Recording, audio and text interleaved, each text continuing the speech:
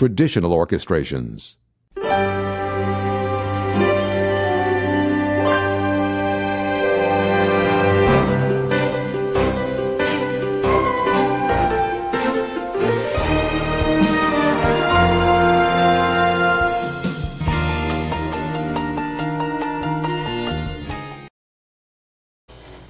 Hey everybody, how are you? I'm Shelly Palmer, and this is Web3 Wednesday or Shelly Palmer Live, or both, depending on who you ask. If you ask me, it's me live here on YouTube. I'm in New York City today, and I am really happy to be here. There is a guy doing something jackhammering outside my window. They were supposed to break for lunch at noon, and it is, of course, 12:15, and they haven't broken for lunch, so hopefully this is not too terribly annoying. And if it is terribly annoying, you let me know in chat. Chat is where it's at. Hopefully everybody, oh, that really is annoying. We're here to answer all of your questions. I'm here to answer all your questions. We're going to cover a lot of ground today. I want to talk today about, let's see, we're going to talk about why we have no moat, and there really is no moat around GPT-4. We're going to talk about a new model from Mosaic called MPT-7B. We're going to talk about this idea of mind reading. Is it possible using large language models? We're going to also talk about what's happening in Washington, D.C. with the AI sort of initiative that the Biden administration is dealing with. I'm going to reminisce a minute about a piece called Anthem that I did years and years ago, and 25 years ago, which we'll talk about a little bit. And of course, the thing that most people have been asking me about over the last few weeks since the lawsuit ended was about the Ed Sheeran lawsuit, why he had to win, but also in the context of AI, what does all that mean? So welcome everybody again. Chat's where it's at. Please put your questions in chat. Talk to everybody or each other about what we are talking about. Tell me where you are, what you do. Tell each other what you do. And of course, you can ask me any questions at all. We'll try to put them into onto the screen. Okay, like always, we have a POAP. It's because it's a slightly different POAP. You're still a VIP.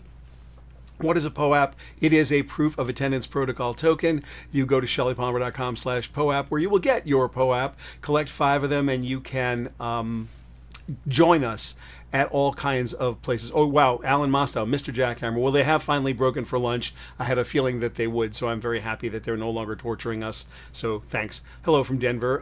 David Sharmas, glad you're there. Steve Isaacson, Alan Mostow, Frank Quinn. Welcome, everybody. Glad you guys are here. So get your POAP at shellypalmer.com/POAP. Jumping right in today, I want to talk about this idea. A missive came out. It was leaked. It's supposed to be a leaked document from Google. I don't know that it really is a leaked document from Google. I have no way to verify it, but what it says is pretty much conventional wisdom. This graph next to me talks about Llama, which is Facebook's model, Alpaca, which was Stanford University's version based on Llama, Vicuña, which is just been out for a couple weeks, but it is already 92% as capable as GPT-4, Chat GPT. So these open source models are sort of crawling up the food chain, and this article, We Have No Moat, came out, and this is from Google, supposedly from Google, but it's really, really telling. First, it starts off saying that we have no moat and neither does OpenAI. And it goes on to talk about large language models and that they could run on a phone. I showed you this a few weeks ago, that you could run a large language model on literally a Raspberry Pi. That, multimodality was not going to be something that was sovereign. Basically, the idea here, here's the same graphic. The idea here is that you don't need to have the capability set of a Google or an OpenAI or a Microsoft or Amazon or even Facebook to get this done. So they talk in this article about things we've talked about in the past, how Meta's Llama was leaked to the public. You know that I demonstrated about 4 weeks, mid-March, I demonstrated using Dolly and Llama together, Dalai Lama, to create that little chat demo. And it was an autocomplete demo, but it was very obviously going to be great. It was a little 7 billion parameter model. We then, the next day, I put up a 13 billion parameter model. You can see that there's a blog post at shelleypalmer.com from March 20th and 21st about it. So they talk about why they should have seen it coming. They also talk about what they missed and how they missed it. Oh, wow, the guy's back. That's crazy. They talked about retraining models from scratch and how hard that is. And this is the really expensive part, because when you go to retrain a model, you are spending tens of thousands, hundreds of thousands, or millions of dollars, depending on how large the model is. Smaller models obviously cost less to retrain. They go on to talk about large language models and how this is a kind of a key phrase, that they're not necessarily going to be more capable in the long run. And I think this is a really important, wow, this is crazy. I think this is a really important point, that it's not clear that large language models are the total future. I'm going to show you that in a little bit and demonstrate that in a little bit. The quality does scale better than size, and I think everyone should really get deep into this and start really reading about it, because if they are right, and I believe they are, we are going to be in a very, very new place. And the new place we're going to be is going to be brought to us by a tool set like Mosaic ML's MPT. I always trip over that, MPT 7B, 7B standing for 7 billion parameters. It's an open source model, and they've come out with 3 different things that are pretty interesting. The first thing they came out with, actually 4 different things. This was introduced just the other day. And they've got a base model, a 7 billion parameter base model that, to be fair, is not that great, but it's pretty great.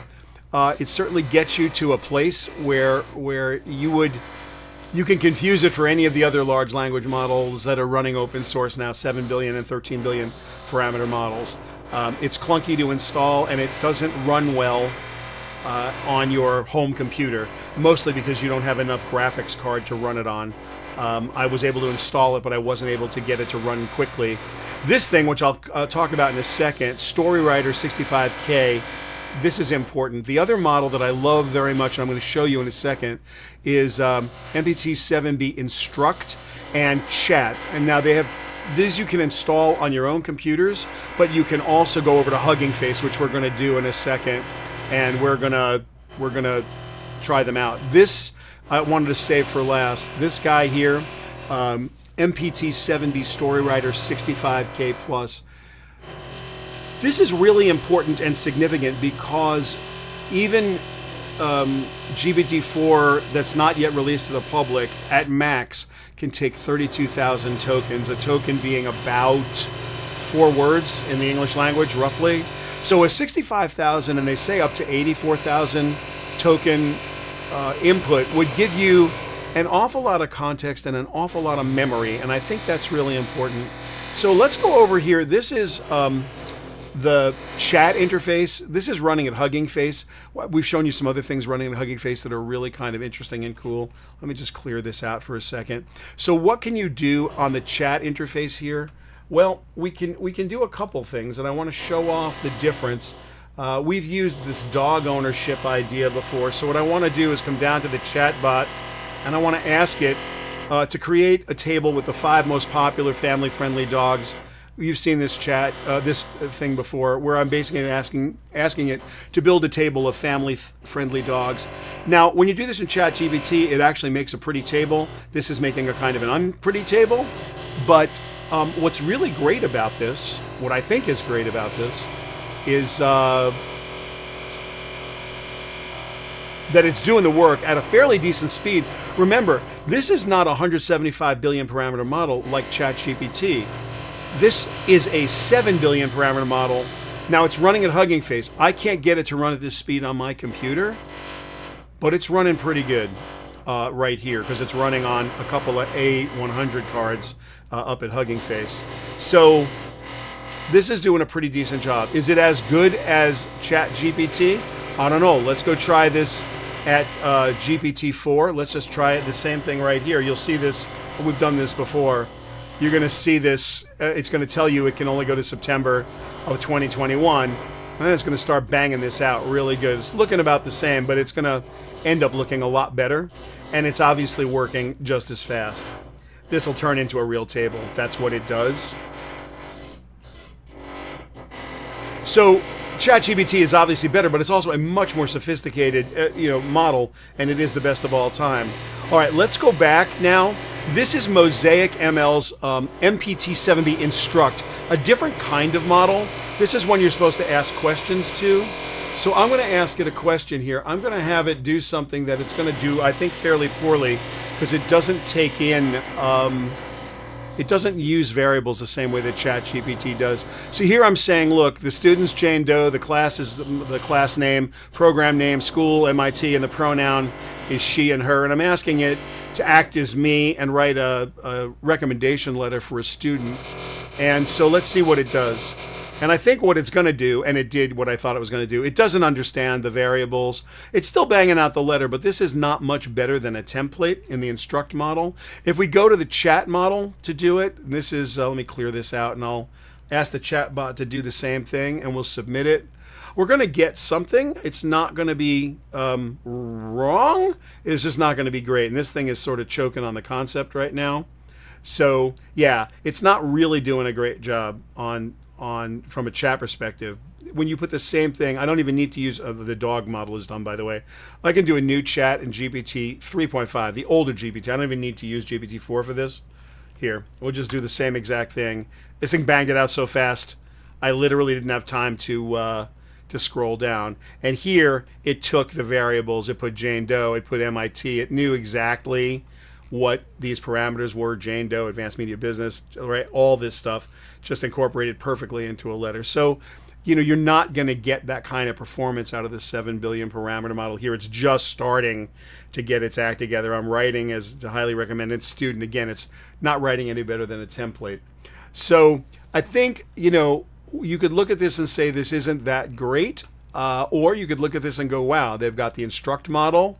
They've got the base model that you can tune. These will all run locally. It's got a chat client you can tune, and it's got StoryWriter, which can literally take, I don't have a way to show it to you, it can literally take a 65,000 plus token input. It's almost unbelievable to me. That's the equivalent of putting like a movie script or a full transcript for a 45-minute or longer video and asking it to do things to it. It's pretty impressive. So yeah, we are at a place now where I am not sure in any way that we are queued up to need, or that there's a reason to believe. I think this is really the better way to put it. I don't know that there's a reason to believe that we are going to need 175 billion or trillion parameter models running at Google, Meta, Amazon, Microsoft, Tencent, Baidu. I just don't know that we aren't going to see a ton of small 7, 13, 30 billion parameter models that can run locally. Now, if you remember, I was able to run Alpaca on my Windows desktop gaming computer, which has a 3090 Ti card in it, an NVIDIA 3090 Ti card, which is a fairly powerful, it's just the last generation, they're up to the 4000 series now. That is a fairly powerful GPU, and I was able to run Alpaca, which is basically trained off a llama, with no problem. 7 billion, 13 billion, in fact, I had a 65 billion parameter model of version of Alpaca running on my Windows PC, the one I'm actually using now to stream. Within a week, I was able to get a version of it online that allowed me to run the same exact model on my MacBook Pro, and that doesn't have a graphics card in it. That has a CPU. So we went from something needing a GPU to crunch to something that was able to use CPUs to crunch. My MacBook Pro is the 16-inch. I think it's got an M. Hold on, It has a M1 chip in it. Had a look, didn't remember, because the M2s have come out, and I don't have the M2 one yet. It's an M1 in my MacBook. So I'm actually able to run a 13 billion parameter model on a CPU, and the database itself only takes up a few gigabytes. You need a bunch of RAM. There's no question about it. And one of the reasons that the Mosaic ML model MPT-7B. I'm going to have to learn how to say that better. One of the reasons that I can't get that to run quickly on my desktop here is that the 3090, it's got some horsepower, but it doesn't have enough horsepower. I ordered a really interesting rig, which is going to take a couple weeks to come in, and I'm super excited to get it here. Not inexpensive, to be fair, but it's got a couple A100 cards in it, and we'll see. That should be able to run almost anything. They were training some of their stuff with 32 and with 32 graphics cards, and I'm not going to have 32 graphics cards. I think I ordered 4 of them in this rig. It's a really big cabinet, big desktop. I'm excited about it. We'll see what happens. We're going to try and run these models locally, and I think that's going to be incredibly telling. I really do. Now, there was another, by the way, please ask your questions if you got some questions. Hopefully the noise isn't so horrifying now that you can't stand it. I apologize if it is. It's just, this guy is like doing a root canal outside my window. It's driving me crazy, actually. There's a story that came out last week that I wrote about from a guy named Mackenzie, or a person, I don't know if it was a Mackenzie Mathis, published in the journal Nature, about a machine learning algorithm called Cebra, C-E-B-R-A, which is supposed to unlock the hidden structures of neural code. Apparently what this thing can do is decode what a mouse sees, and the picture you're looking at is a little bit weird. The mouse is watching a movie, and the brain waves of this mouse allowed the researchers to recreate the movie. I don't know. They say that's true. They showed some videos. It's online. It performs well with less than 1% of the neurons in the visual cortex. The data was provided by the Allen Institute in Seattle. I'm reading this now. They describe how this is done. According to Stephen Schneider, who is one of the co-authors, he says, and I'm quoting, "The algorithm's strength lies in its ability to combine movie features and brain data."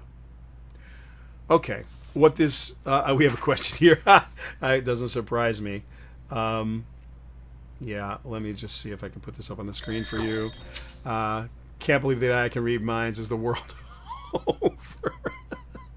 Yeah, that's from Al K. Well, no, I don't think the world is over. I'm pretty sure it isn't. Let me check.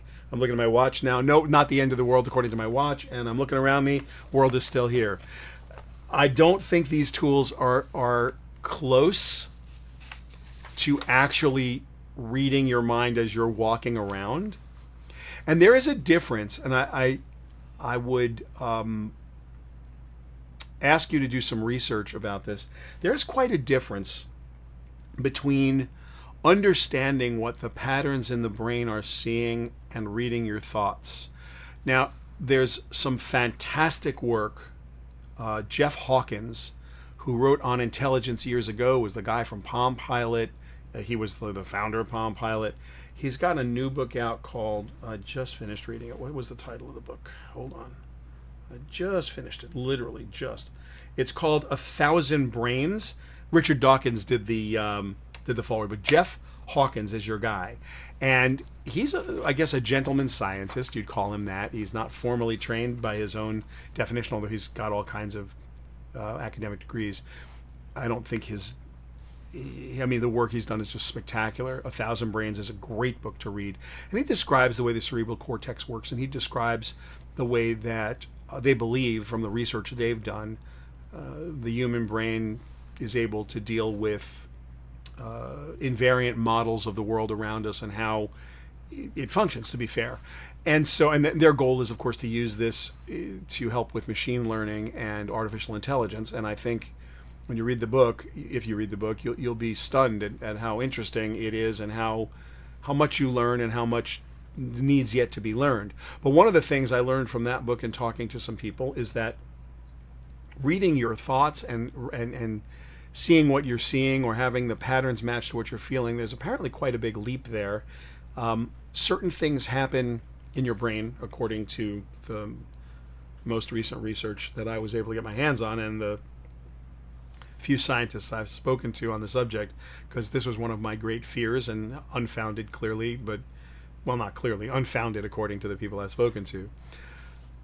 When you see something, certain neurons fire, and those patterns can be matched. When you hear something, when something's moving, then those patterns make sense to something that's picking up those patterns. If you feel something, there's movement involved. There's pain sensors going on. When you touch something, same.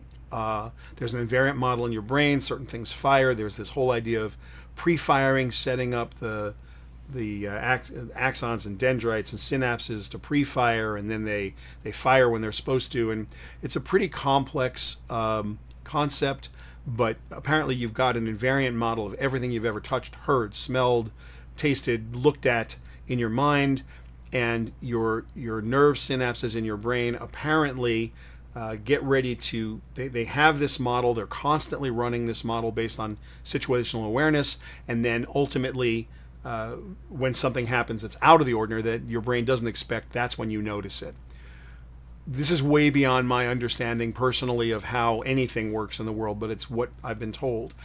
To read a pattern, a large language model can in fact turn anything into language. The firing of nerves is a language. The firing of the bouncing of radio waves off things in this room are a language.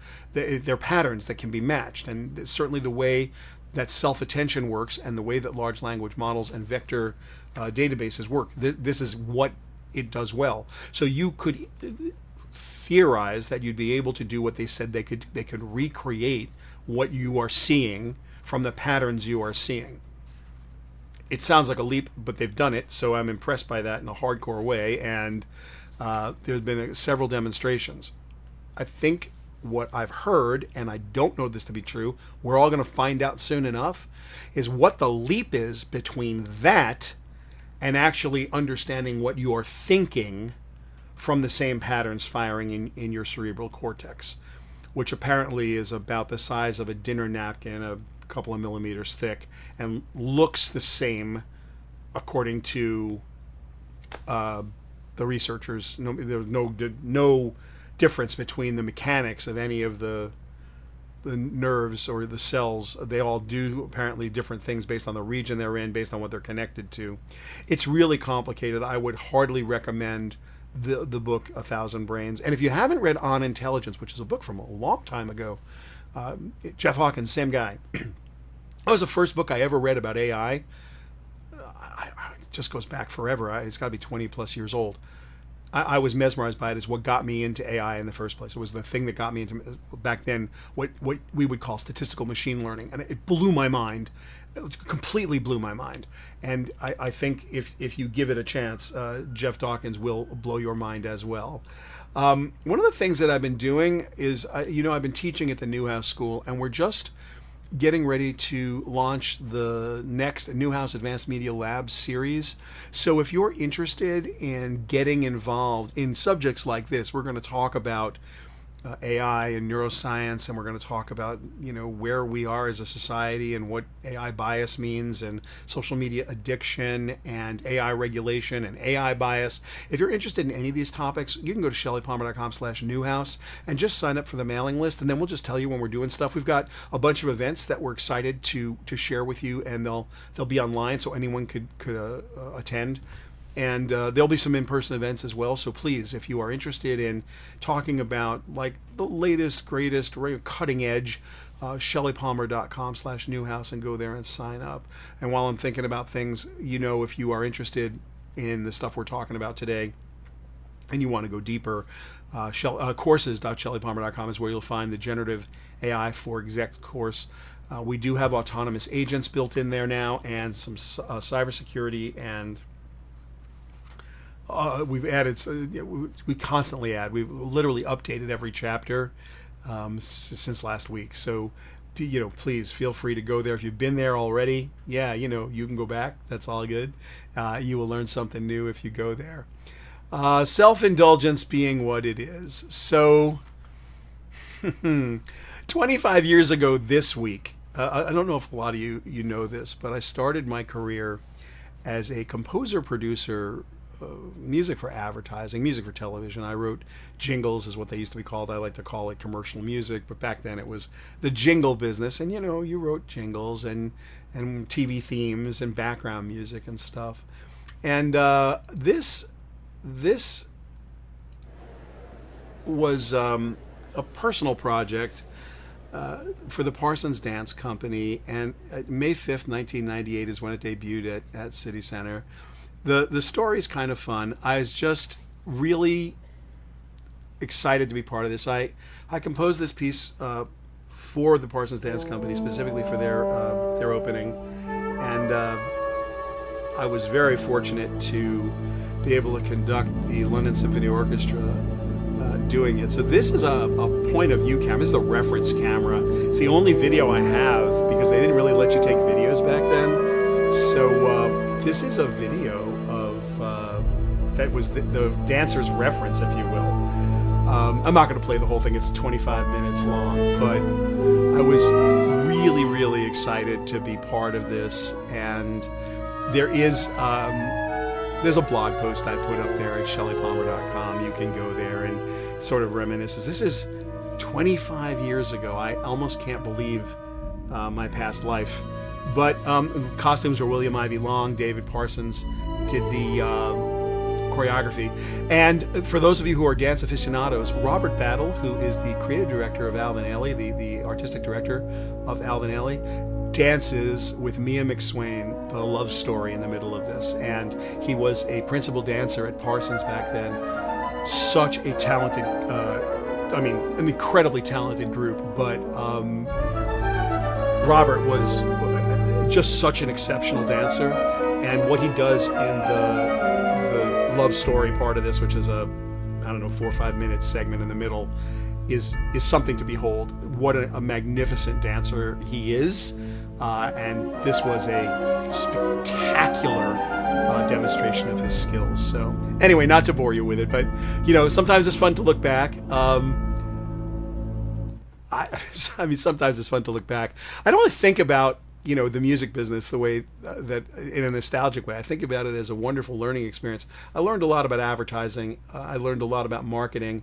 You sit in the front of the control room and you're mixing or you're directing musicians or whatever it is you're doing, and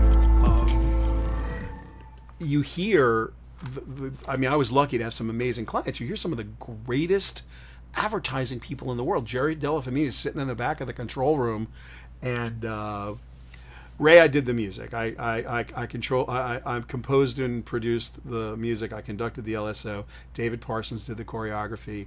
He was, and Robert Battle was the principal dancer and the Parsons Company at that time, and Mia McSwain, the other principal dancer. It's all at shellypalmer.com/anthem, actually, and you could go there. No, the music came first, not the choreography. What happened was I met David at a party, and I was turning 40. And I got to say, I had a lot of fantastic clients in my life. I've been blessed with some of the most magnificent and wonderful clients, and also some dogs, but mostly amazing clients. But every client I've ever had in my life had shared one attribute.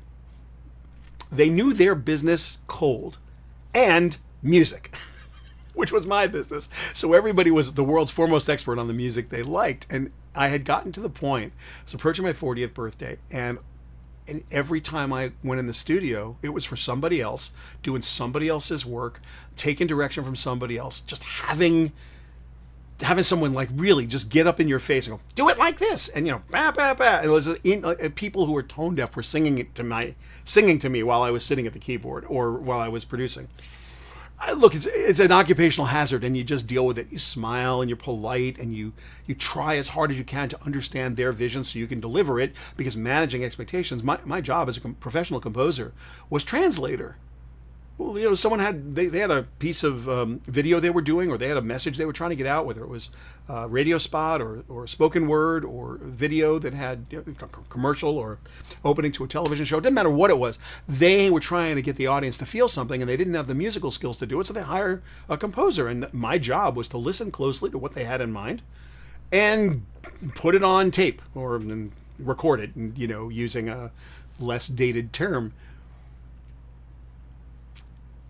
I was dying to do something on my own. I just didn't want any clients in the room. I just wanted to write a piece of music for me. And my birthday was coming up. It was my birthday present to me. My 40th birthday. It's a big birthday. And like a little spoiled brat, I said, I want to do my own thing. So I'm at a party and I meet David Parsons, and he says to me, I'm thinking about the opening of my new season next May, and I just, I'm trying to think about this thing, exploring the space above the dancers, and I hear you're a composer. And I'm like, who'd you hear that from? I compose jingles, like for television and underscores and some TV themes. He goes, well, you're a composer. I'm like, yeah, but I'm not like, the thing you need is not what I do, at least not every day. And he says, well, let me tell you about my ideas. And he starts telling me about what he wants to do with the flags and the thing. And he's like, space above the dancers and throwing people around and all this stuff. And I love David Parsons' work. I thought the dance company was amazing, and he was amazing. And I was like, and I told him my story. I said, look, David, here's the way it goes. I'd love to do this, but I had just sort of committed myself. I've just dedicated myself to giving myself a gift. And this is the gift I want to give myself. And he looked me straight in the eye and he says, that's great. When can I have it? So I was like, all right, if you don't care what I write. He goes, no, I've described to you what I'm thinking about. You interpret that any way you want. Write the music. Let me hear it. If I hate it, I'll tell you. In which case, I won't use it. So I write on paper. I don't sit at the keyboard and write. And I sat down and I banged out what I thought would be the first couple movements of this thing. And I realized I wanted to do it with an orchestra, but I didn't have an orchestra available to me, so I just did the whole thing on synthesizer, sat down, used a bunch of keyboards with some sampled sounds. And he came over with a couple of his dancers. And they went into, we were all sitting in Studio A at 19 West 36th. And he started to choreograph the first movement, which is not the beginning. It was actually ended up being something in the middle of the piece, but it was just the first sort of musical thing I was thinking about. I didn't know what to do with myself. First of all, I'd never seen two human beings that were in better physical shape than these two dancers in my life, and what they were doing, and it made me teary. I was like, okay, I get it now. We're in it. So we talked a little bit more about what it was going to be, and then boom, that was it. I couldn't wait to get over to Abbey Road. And conducting big orchestras is a thing that is an occupational hazard also. If you're in the, quote, jingle business or the TV theme business, big orchestras weren't a big thing. What was amazing about this particular moment in my life was that there were no clients involved. It was an art piece. And that you don't get to do very often. And it was just such a gift. And I got to say, that was so thanks to David Parsons for letting me do that. And just 25 years ago, it's funny. I mostly look forward. You guys know I always kind of just always looking forward. But it was really fun this week to look back and think about it. Like I said, shellypalmer.com/anthem. You can learn this story. So last thing we're going to cover today, we didn't get anywhere near all the way done, is the Ed Sheeran had to win, but what about AI topic. And this is near and dear to my heart. First of all, Ed Sheeran had to win. Not kind of had to win, had to win. And he had to win because you cannot copyright chords. You can only copyright melody and lyrics. And you can't copyright feel, and you can't copyright groove. Now, because of YouTube's strict copyright rules, I can't play you both songs. which is kind of insane.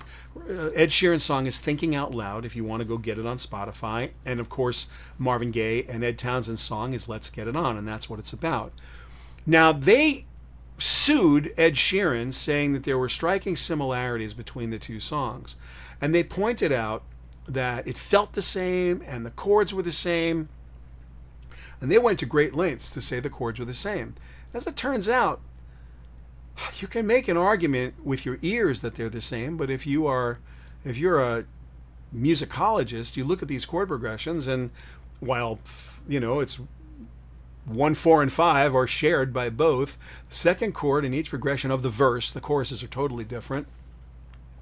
Let's Get It On is a minor 3 chord, and a 1/6 is happening in Thinking Out Loud. And you'd say, well, those chords, they're not really different to my ear, and you'd be right. The difference is that if you were going to be like a stickler, like a real musicological stickler, the minor 3 chord, which is, let's say we're in the key of D, would be an F sharp minor chord. That's F sharp A C sharp if you're a music person. And the chord progression for Thinking Out Loud, which is has a 1/6 chord in it, that's just a D over F sharp. That's F sharp A D. So they share 2 of the 3 notes in the chord. They have to be the same, which is what the Let's Get It On people were saying. But a musicologist will tell you that the 1/6 serves as a tonic chord. It just does. And the minor 3, you're going to argue this on this much academic silliness, you're going to think of it, I mean, I would think of it as a relative dominant chord. Purely academic and purely nonsense. Nonsense. These progressions sound the same to almost anybody. And guess what? It doesn't even matter. It doesn't matter. That's not how the copyright law works at all. If it did, every 12-bar blues song ever written in the history of the world, which follows this chord progression, 1-1-1-1, 4-4, 1-1, 5, 4, 1, and then the turnaround could be anything, but it's usually either the 1 or the 4, 1 or the 5 chord or something like it. Not some 12-bar blues songs, every 12-bar blues song ever written in the history of the world. So chords are not copyrightable. And just to drive this point home, there's a very famous song called I Got Rhythm by George Gershwin. And this song is so important to jazz players and so important and so beloved by people who have played jazz or like to improvise. The changes to I Got Rhythm in the world of musicians are known as rhythm changes. Like, it's actually called rhythm changes. You mean the chord progression to I Got Rhythm. You probably are familiar with the song Flintstones, Meet the Flintstones. Same chord progression as I Got Rhythm. Same exact. Anthropology, dexterity, I mean, all of them, steeplechase, Red Cross, they're all the same. They're all sitting on these chords. And it's an impossibility. It is, the practice is called contrafact. It is an impossibility that you can copyright a chord. Because if you could, every composer that ever wrote something over I Got Rhythm or the rhythm changes would owe the Gershwin estate zillions. You can't copyright chords. So now we've established, though, that you can copyright melody and you can copyright lyrics, which brings us to artificial intelligence. What if I say to the AI, hey there, AI, I want you to use the same changes, same feel, same groove, same everything, same orchestration as Let's Get It On or Thinking Out Loud. Write me a song about my kid going to college. That work, according to the Copyright Office, is not copyrightable. Why is it not copyrightable? Because in the Constitution, it says, Article 1, Section 8, Clause 8, the Congress shall have the power to, and I quote, to promote the progress of science and useful arts by securing for limited times to authors and inventors the exclusive right to their respective writings and discoveries. The copyright law is written into the Constitution, and that right is granted to people.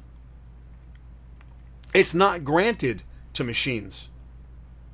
So we got an issue. You can create something now that's not copyrightable, but it certainly could infringe. We're going to have to work this out. So what I'm asking everyone to do is the Copyright Office is holding hearings and listening sessions. You can go to just Google the Registrar of Copyrights, copyright.gov. Go there, and if you can, get involved. At ShellyPalmer.com, there's a blog post about this. It's at the bottom of the Ed Sheeran one, What About AI blog post, which is earlier this week. So just go to the website and check it out at ShellyPalmer.com, and please visit the Copyright Office and try to get involved. I think it's really important. Sheila Buckley is asking me a question here. How do you get your POAP? You always get your POAP the same way. You go to ShellyPalmer.com/POAP, P-O-A-P, and you get your proof of attendance protocol token. I hope you will. While we're thinking about things you can go to and do, if you go to ShellyPalmer.com/AI, there are all kinds of free resources there for you. Not only will you find the generative AI course, which is also at courses.shellypalmer.com, but you will find all kinds of AI resources. We've got reference material there, case studies there, some how-tos, some prompt crafting and prompt engineering things, like really interesting stuff is all sitting at shellypalmer.com/AI, completely free. I hope you will take advantage of it. We're coming sort of down to the end here. I did want to talk a little bit about what the Biden administration has going on. They invited a bunch of peeps to the White House to talk AI. They've also said the National Science Foundation is going to spend $140 million on R&D to try and understand where this is. They've got the vice president involved. Let me read something from the Biden, from a senior official of the Biden administration. Tech companies have a fundamental responsibility to make sure their products are safe and secure and that they protect people's rights before they are deployed or made public. That may sound like Washington nonsense, or it may sound like they're politicking or doing whatever they're politicking. I want to call your attention to this image, which I think I showed you last week, and if I did, I apologize. This to me is AI bias in action. This prompt to Midjourney was a fan with interacting with their smartphone, watching football. I wanted Midjourney version 5, and I wanted the aspect ratio 16:9. You'll notice these are 3 white males in their 20s, and the football match they're looking at is a soccer game. Because without specification, the corpus that trained Midjourney thinks that's a fan and thinks football is soccer, because to the world, football is soccer. Now, you could ask Midjourney a more specific question. You could have prompted it, a diverse group of fans interacting with their smartphones, watching an American football game at SoFi Stadium, and you would have gotten that. But if you just ask, and you're not thinking, what you get is this really bold demonstration of AI bias in your face. And I think we all need to be conscious of this. And while I am not advocating that the world is ending by having AI read your mind, and I'm not advocating that the AI is going to take over and kill us all, and I'm not talking Terminator, I will leave you with this 41 seconds of video. Here, I asked Agent GPT to create, write, and promote a show called The Mark Lodato Show, and the goal I gave it, the goal was simply to create this show and write the press release and do all that stuff you'd need to do to launch. And in about, this is a 41-second condensation of about 5 minutes of work. It, as you can see in the green boxes, it tasked out all of the individual tasks by itself, and it created the work. This is what's known as recursing stackable autonomous agents. It was a pretty impressive thing for it to do. That was Agent GPT. There are plenty of tweets out there that are saying, hey, I'll pay you $100 if you can give me a good use of Auto GPT or Agent GPT. It always crashes. It doesn't do anything. It's not real. Folks, it is real. Do we need government regulation? I don't know. We need some kind of oversight, some kind of rules, some kind of ethics, some kind of something. Are we going to get it? I'm not hopeful. What does that mean? Well, maybe we'll talk about this next time on Shelly Palmer Live. I think we could dive deep into what this might mean. But until then, as you know, this is my absolutely favorite time of week. I would beg you to tweet a little bit about what we do here. No one ever tweets. Come on, at Shelly Palmer, tweet a little. It'll be super fun. But until next week, or next time, I should say. I don't think we're here next week. We will keep you posted. Thank you all very much for spending time with me today. If you have any questions whatsoever, you know where to find me. It's Shelly at ShellyPalmer.com, and I will happily answer your questions. Please feel free to ask at anything at all. And we will see you next time. Have a wonderful week. Take care.